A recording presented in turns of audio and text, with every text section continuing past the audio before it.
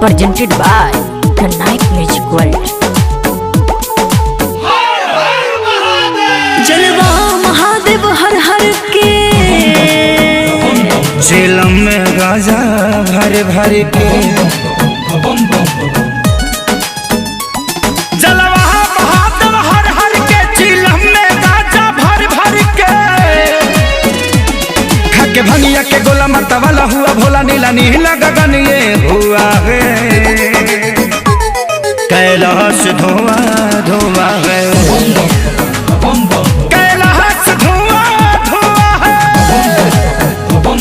कैलाश धुआं धुआं है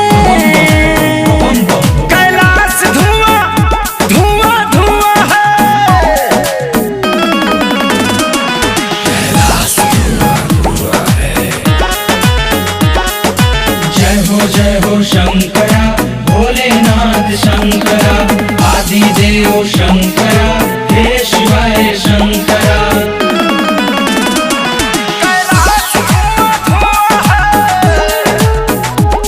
कैलाश धुआं धुआं धुआं धुआं धुआं है।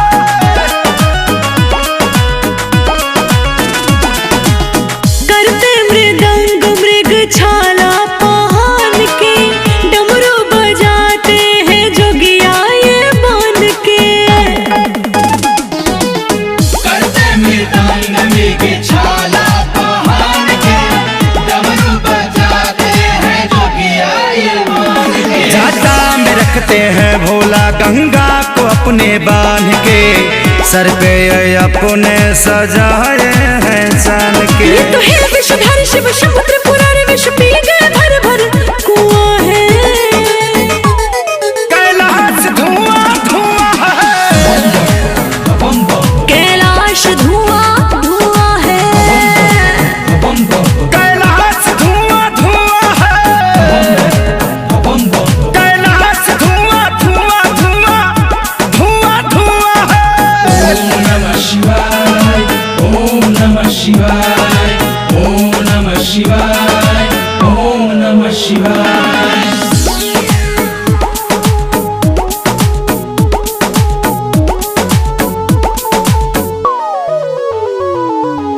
ये है कैलाशपति दुनिया के राजा रहते हैं मस्त पी के भंगिया गांजा। ये है कैलाशपति दुनिया के राजा रहते हैं मस्त पी के भंगिया गाजा। सावन में अपने भक्तों पे अमृत बरसाते दर्शन के आतुर सारे चरणों में आते लिखे जय बचन गावे खेसारी भजन पर हुआ जो चरण को छुआ है।